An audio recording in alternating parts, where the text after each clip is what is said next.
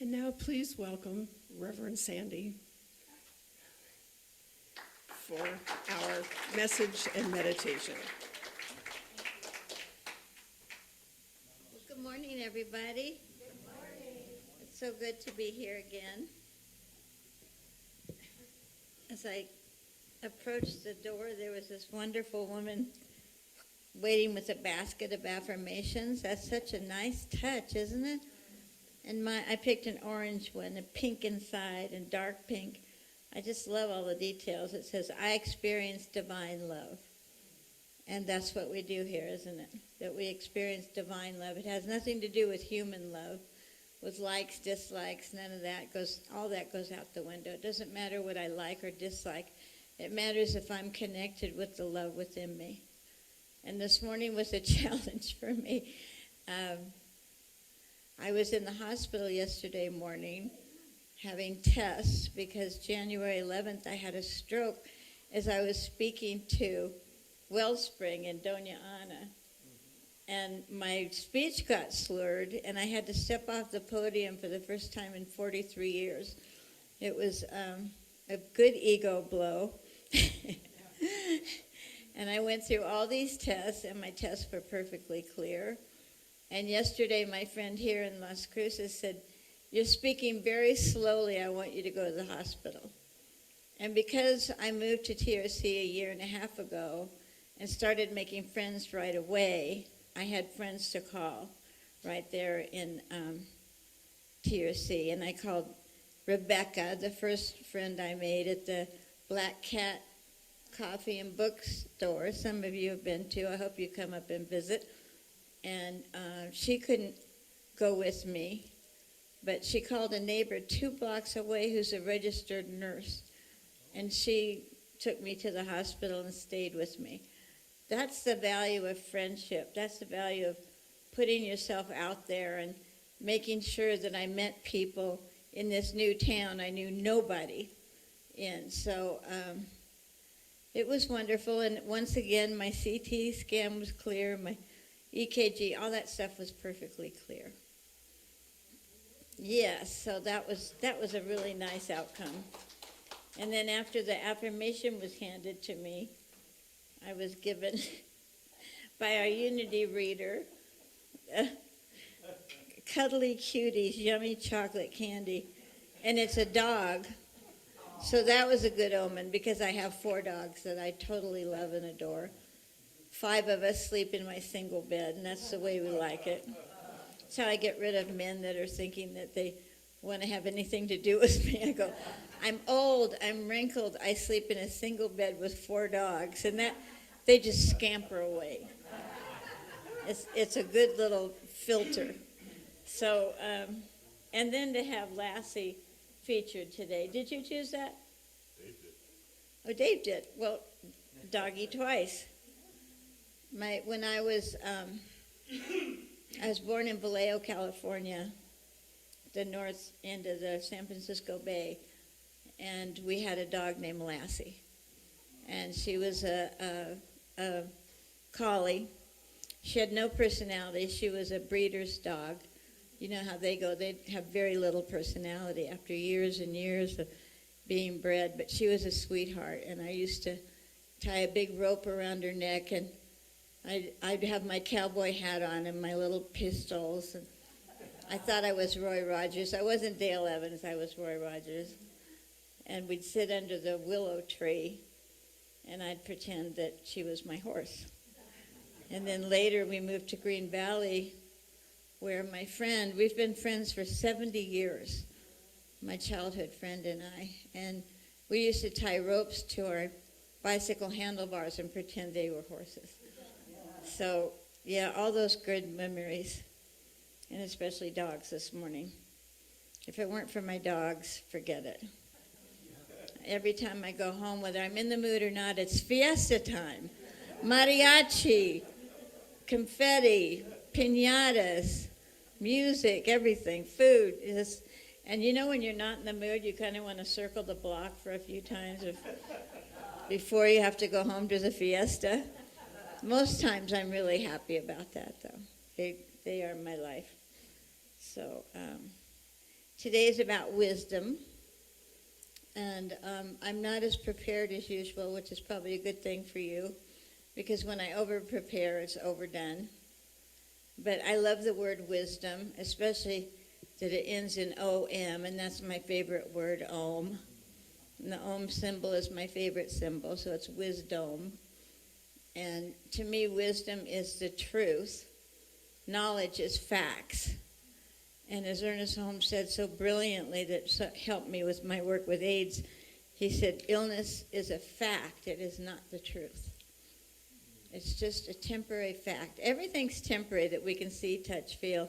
Anything that we sense with any of our senses, it's all temporary, isn't it? And if I remember, like I was in the hospital saying, this is very temporary, I will be at Unity tomorrow. So that affirmation worked, thank God.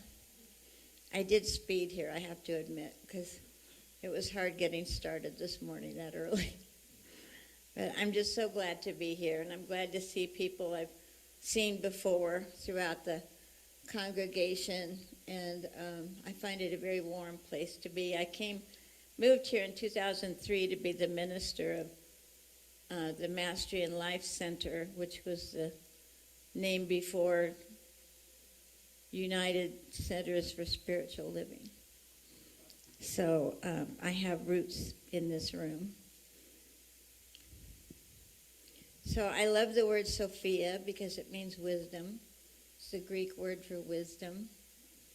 And if you know of Jean Houston, an amazing writer and workshop, I went to a workshop with her in 1983 and it changed my life. She started talking when she first entered the back of the room.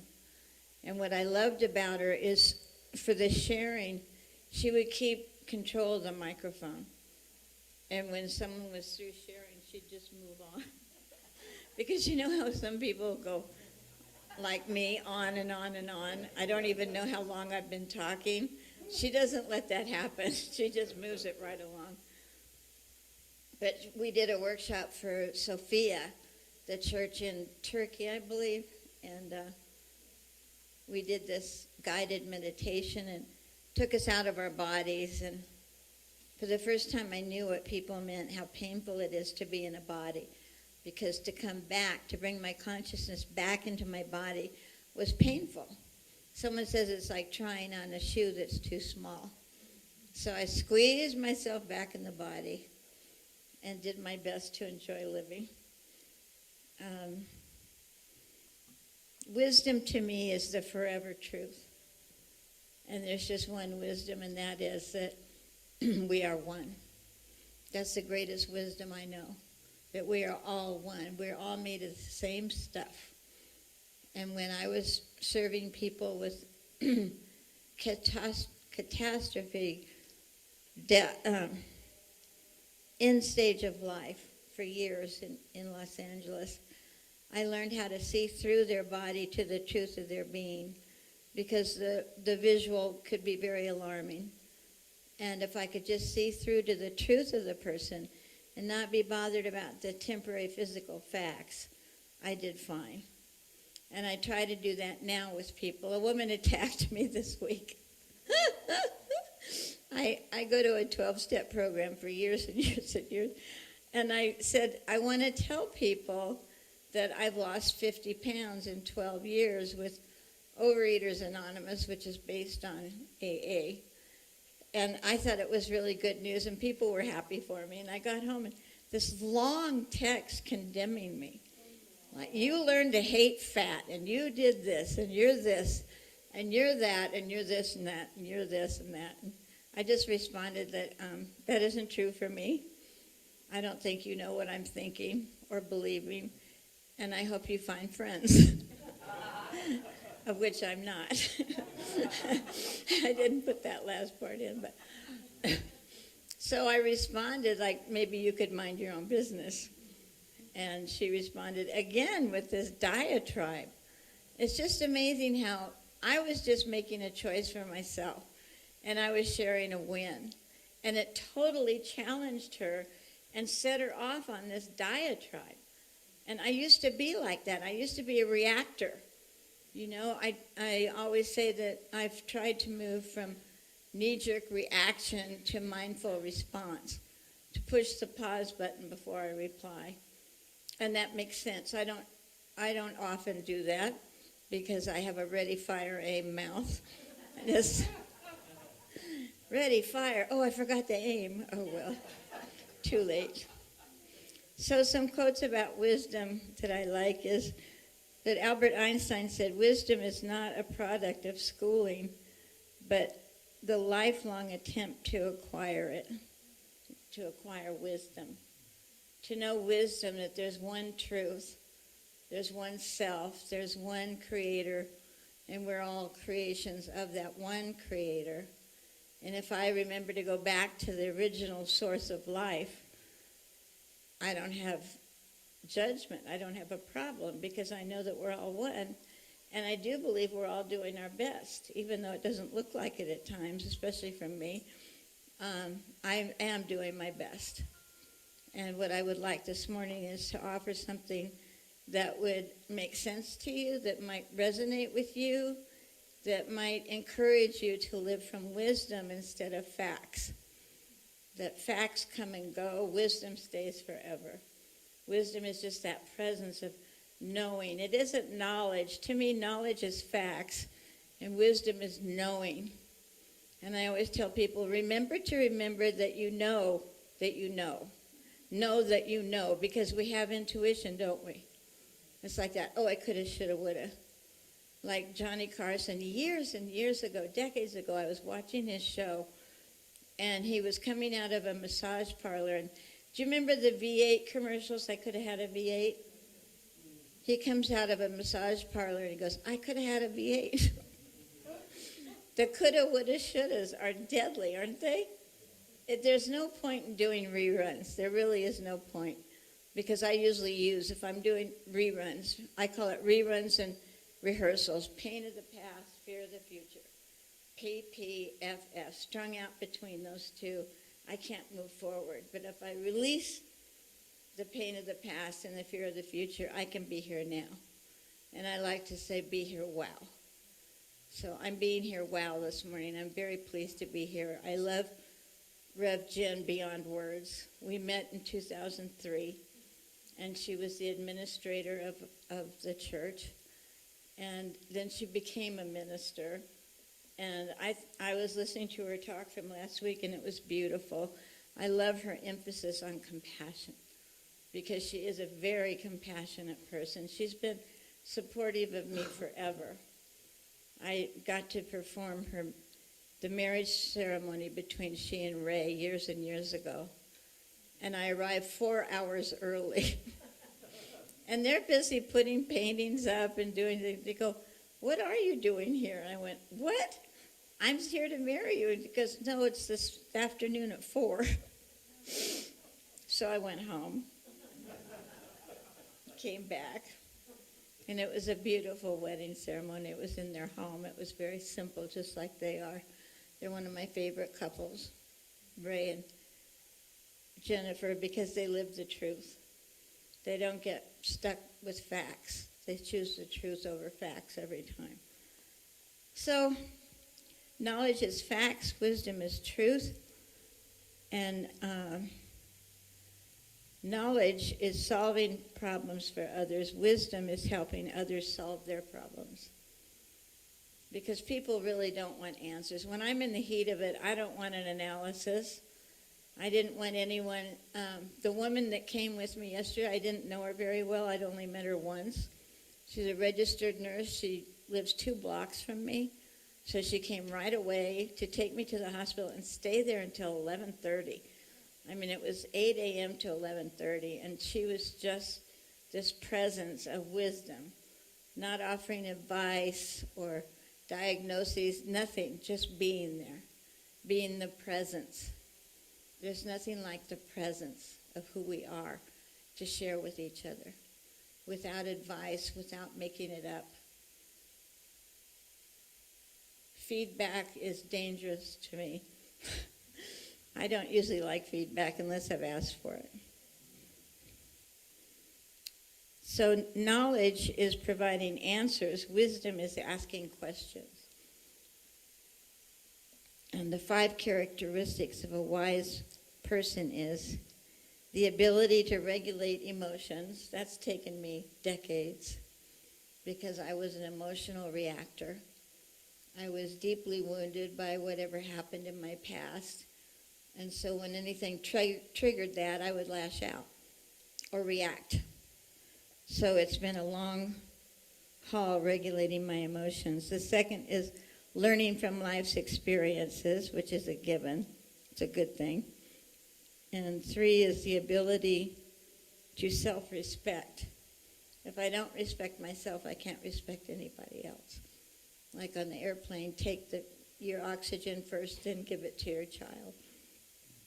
And then a thirst for exploration, and a deep concern for others. One of the wisest books I've ever read is the Bhagavad Gita. I have about 10 different translations, and I'm starting Saturday classes in TRC on the Bhagavad Gita and the Upanishads because I love the ancient writings because they say the same thing as Unity says, but there's a deep vibration to the original writings. They go so far back, and it's still just the truth. And the Upanishads I love because they emphasize the impersonal self as opposed to the personal self. And I think I usually share this with everybody I speak to, but I developed the big S and the little s. And the big S is spirit, and the little s is my personality. And if I can just calm my little self down and let it rest and be rocked to sleep by the big S, I'm fine. If I keep remembering that the big S is what matters, the truth matters, my personality is all about facts that come and go. So big S, little s. And a man, I forgot to bring it, but a man did a painting of it for me because he liked it so much. But wisdom is also in the Jerusalem Bible, 10-pounder. I don't know if you're familiar with the Jerusalem Bible, but it's worth getting because the copy with the footnotes, lots and lots of footnotes. Like, for instance, in the book of John, when it says, the Word became flesh and dwelt among us, there's a footnote in this one, and it says, Jesus pitched his tent and lived with us. So there are just nuances of footnotes that I love so much. And in this book, it has Maccabees, and it has Baruch, and it also has the book of wisdom. And imagine, wisdom is feminine, because as we know, a small circle of men decided what was going to come in the Bible, and women didn't make it much. But in this book, it has the book of wisdom, which is just absolutely beautiful. So I thought I had it marked. Let's see. Anyway, it's a woman, and it says, wear the spirit of wisdom around your neck like a string of pearls. And I love the word pearl because my grandmother's name was Velma Pearl. Janis Joplin I was acquainted with her. I didn't know her. I lived in her apartment when she moved out in Haight-Ashbury. I went to see her every time I could, and her last album was Pearl. And then when I went to a guru for a while, she asked Neem Karoli Baba, who was Ram Dass's guru. He gave me the name of Mukti Bai, and Mukti means pearl or liberation, and Bai means sister.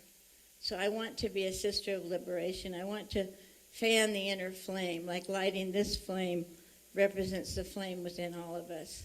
And all I want to do is fan that flame within people. They can do whatever they want with it. It's none of my business, but I want to make sure people are ignited and know that there's this flame of truth within them called intuition, called wisdom, that we can count on and not make big mistakes. So I've asked my partner here to hand out pearls today.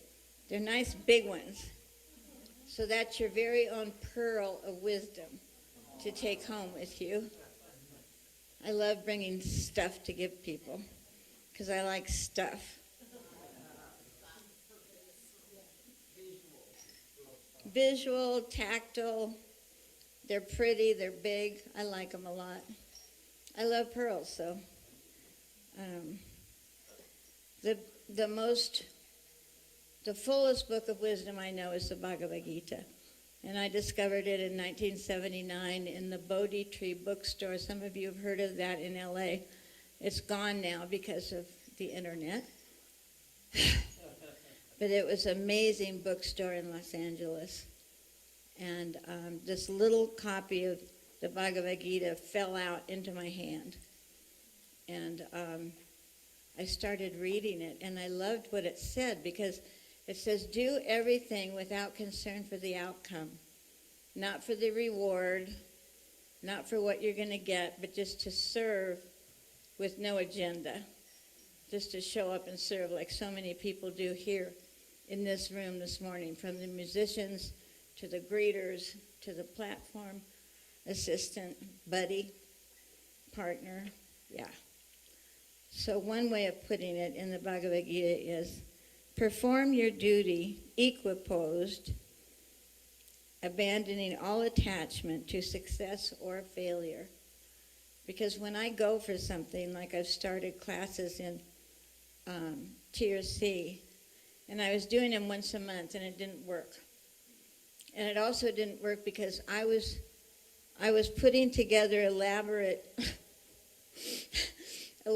preparations for the Saturday. I was on Mondays, which was ridiculous for people that work. And it was in Monday mornings, but I'm changing it to Saturdays, and I'm changing it to Hindu philosophy because it has blessed me more than anything.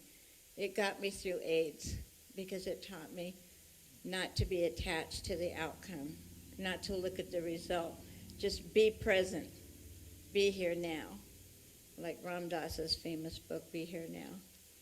There's nothing more important than to be here now. And this nurse yesterday was simply present with me for hours in the hospital room, and we just got to know each other. I said, well, I wanted to get to know her because I'd seen her around town, and she's an artist, and she puts things out in Facebook with brilliant colors, like my coat here. I love color. So I said, well, I've wanted to get to know you, but not this way. But she had no advice, even though she had all kinds of nurse knowledge. She knew how to read the screen above me, but she didn't until I asked her to. And she was just a perfect companion for something that could have been scary. I wasn't too worried. It was just my friend from here insisted I go to the hospital because I'd had a stroke January 11th. But all the tests were clear again. And so for 80 years old, I'm very healthy. And that's good to know. It's kind of worth it, to have all these tests and all of them just fine at 80 years old, which is pretty cool. So I used to brag about perfect health till I was 79. And then last year I got a diagnosis of a lung condition, which is now in, what do you call it when it's stopped? Remission. Yes, thank you. It's in remission now, thank God. I take pills the size of a fist almost. Just huge pills. Not big on pills, but I surrender. So to do something without any agenda, without the outcome, to show up here for a service, not counting on meeting your perfect mate, like with Terry Cole Whitaker way back in the 70s, it was all about getting your perfect mate, your perfect car, your perfect house, your perfect property. It was all about amassing material goods. It was a prosperity-oriented ministry, which is nothing wrong with it, but I took it too far, way too far. But I don't regret living in Malibu with all the trimmings. It just wasn't the truth for me anymore. So death really changed my life when I met it through people with AIDS. It puts things in perspective. There's very little that matters when you're just being present for someone's final days and final breath. It puts it in perspective that life is temporary. and all I wanted to do was comfort people. You know, and I think it's in Isaiah, it says, comfort ye my people, saith the Lord. And comforting people is pretty wonderful. We've all had that experience because you're here and you believe in the Christ teachings, which is comforting, very comforting teaching. I love the book of John because it says the Word became flesh and dwelt among us. There's no married Joseph and jackass. There's just the Word became flesh and dwelt among us. And you were a Word that became flesh and you dwell among us right now. We're all words made flesh. And we're all here, I think, to share the glory of living no matter what's going on in the world, which is quite a practice for me. I have a screen, imaginary screen. It's my emotional budget. And I can't afford politics or religion. They're too high ticket an item. I can't afford them. And so if the conversation gets to be reactive and political, I excuse myself. Or I just say, I'm sorry, that's just not a topic for me. It's too expensive. I can't afford it. So it's to be discerning. I love the word discerning because it means you're looking and you're making healthy choices for yourself. Not out of anger or reaction, just saying what's healthy for me is to talk about what's good. And it may sound like Pollyanna, but it's the only way I can get through the world the way it is today, is to be cushioned in the truth.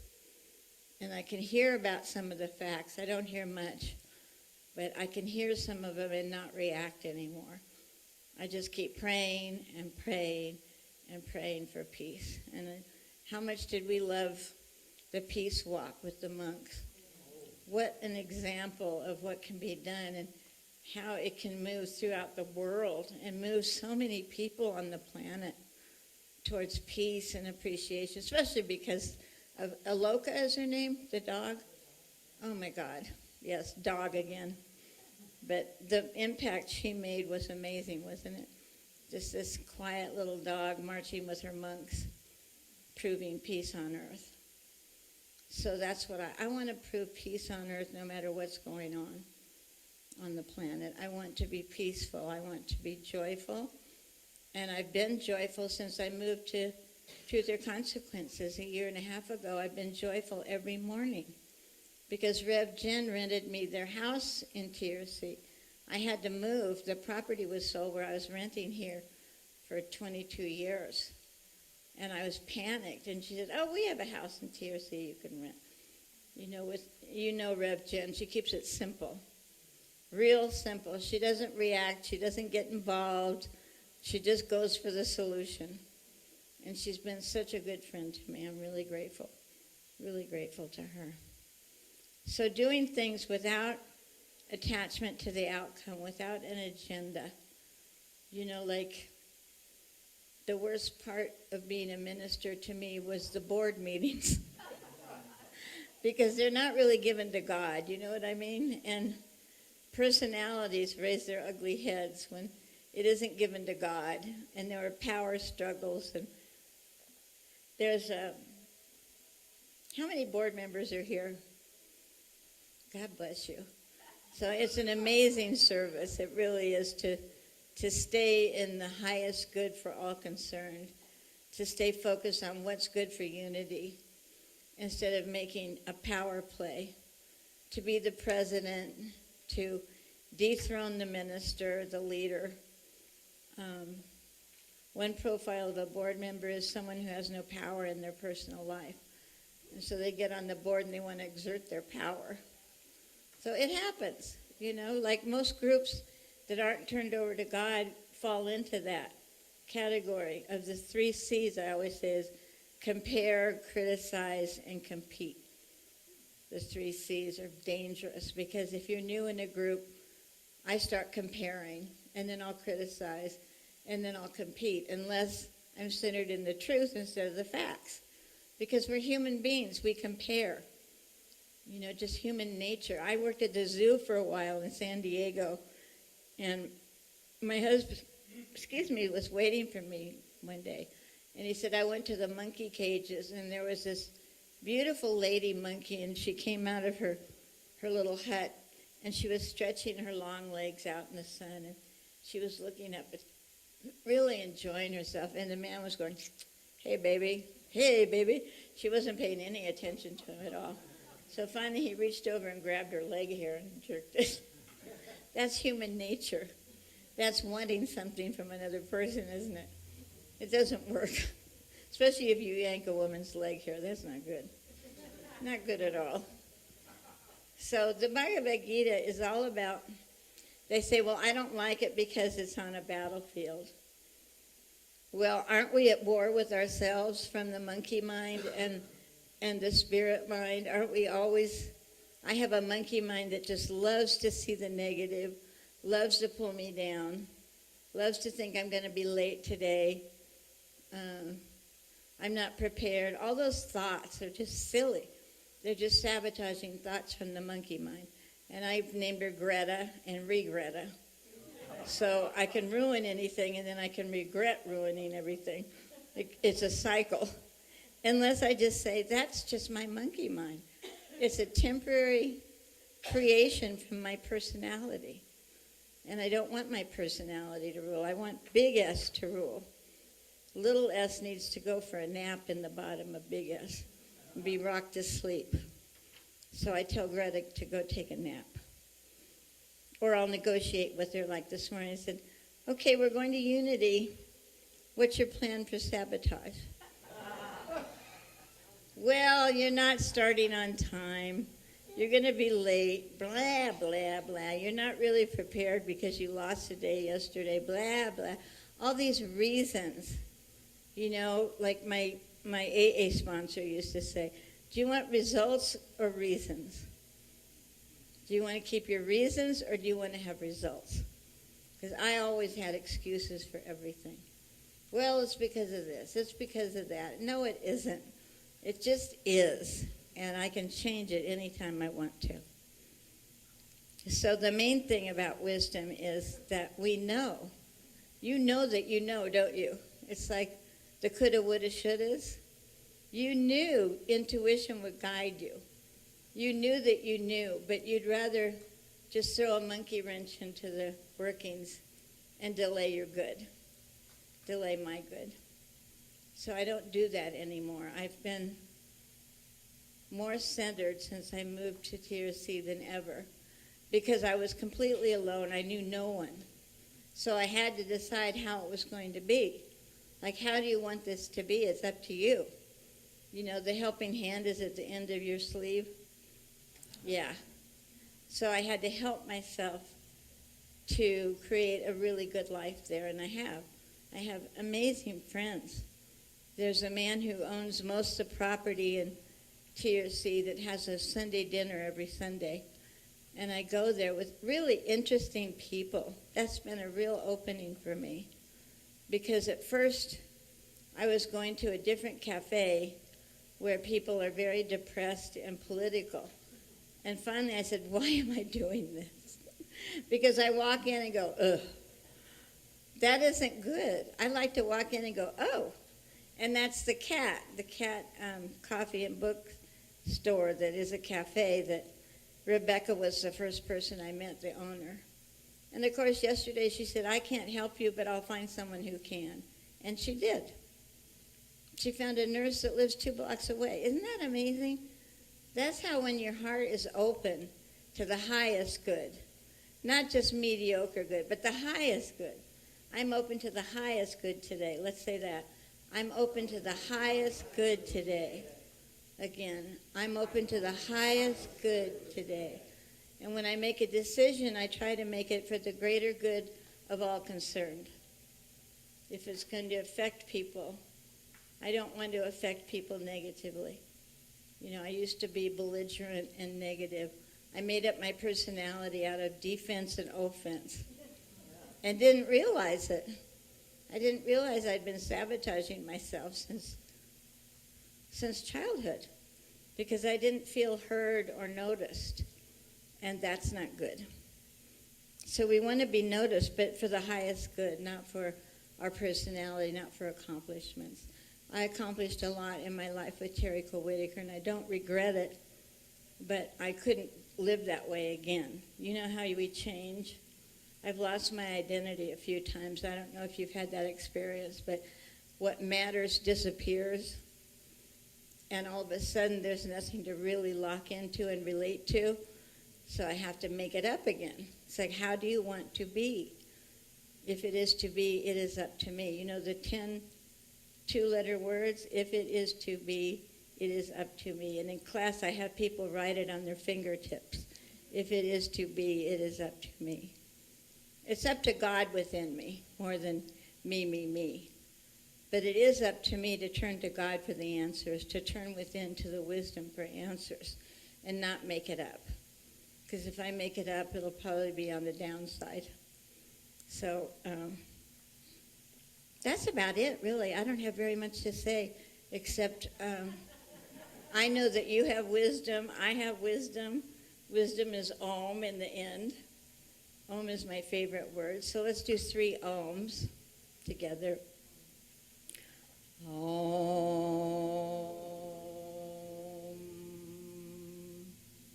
And again, Om. And once more, Om. And they say the M at the end is important because it kind of solidifies the Om into your being. So I love the word Om because it means the uncreated sound of the universe. Uncreated. Because temporary means everything that has a beginning has an end, doesn't it? If it has a beginning, it's going to end. And if it's something you sense, like if you put your hand on your cheek, that's all 5 senses right on your head. You see, touch, feel, smell, taste, hear. So anything I can sense is temporary. And I don't have to get hung up with the temporary. I just have to know the temporary came from the untemporary. The beginning and ending came from the source that has no beginning and has no ending. And that's that continuity, that bodies are temporary, spirit is not. Bodies die, spirit does not. That's my belief. I think when you leave your body, I don't know what happens because I've witnessed over 300 deaths and nobody came back to tell me what happened. So to me, life is a mystery to be lived, not to be solved. I just need to embrace life just the way it is and just the way it is not. The first time I heard that phrase was when Terry Cole Whitaker was marrying my husband and me, and she said, Sandy, can you accept Ron just the way he is and just the way he is not? It's like, oh, give me an hour. Let me think about this. Of course I said, yes, I can, but that was a lifelong, it's to accept someone just the way they are without wanting them to be different. It's mastery, isn't it? If I could just accept someone just the way they are not, I'm free and so are they. They don't feel me wanting them to be different. Like one of the most brilliant writers is Harville Hendricks with imagotherapy. Have you heard of imagotherapy? He says that opposites attract for a reason. And Ron and I, my ex-husband, we're still friends. We had a friendly marriage, a friendly divorce, and we're friends now. But I thought he was a fixer-upper. That's a big mistake. A lot of women think men are fixer-uppers. Oh, I can change him. I'll marry him, but I know that I can change him. No, you cannot. Cannot. So it's either accept or perish. So there's a page in the 12-step book that says, acceptance is the key to all my problems. If I can accept something, it doesn't mean it's okay. It doesn't mean I approve. It doesn't mean it feels good. It means it is the way it is, and I'm not going to fight this anymore. I'm just going to accept it the way it is not, and decide what's my best shot with what I've got. What can I do?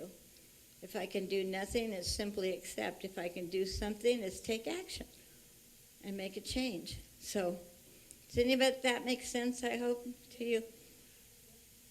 And just remember that you know, because you do. And it's a real privilege to speak here. To be invited by Rev. Jen is an honor. And I look in these faces and I just see this wonderful sea of love, really, because unity is big on love.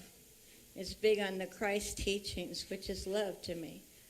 So congratulations for being in unity. And thank you very much for listening to me. Thank you very much. And I think That's great because Dwight has prepared a fantastic, or knows, taught us a great song. It's called The Way. And before you do that, Doug, I want to be sure to thank you and Jeff and Dwight, because not only do you provide entertainment for us, and you do, but you also raise the vibration in this room and in our hearts. Thank you so much. It's music. It's music. We are music. Here's a true love story.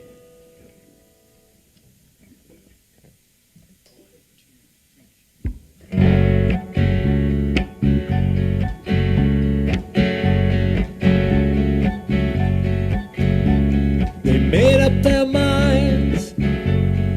They started packing. They left before the sun came up that day. An exit to eternal summer slacking. But where were they going without ever knowing the way? They drank up the wine and they got to talking. Now they had more important things to say. And when the car broke down, they started walking. Where were they going without ever knowing the way? Anyone can see the road that they walk on is paved in gold. And it's always summer, they'll never get cold. They'll never get hungry, they'll never get old and gray. You can see their shadows wandering off somewhere. They won't make it home, but they really don't care. They wanted the highway, they're happier there today. Their children woke up and they couldn't find them. They left before the sun came up that day. They just drove off and left it all behind them. Where were they going without ever knowing the way? Anyone can see the road that they walk on is paved in gold.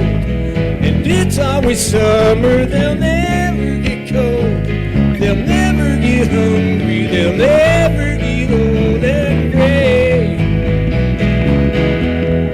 You can see their shadows wandering off somewhere.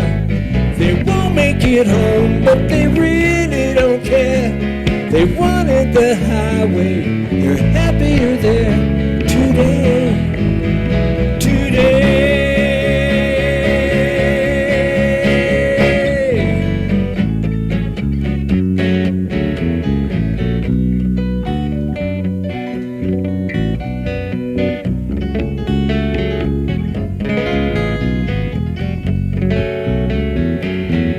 Anyone can see the road that they walk on is paved in gold.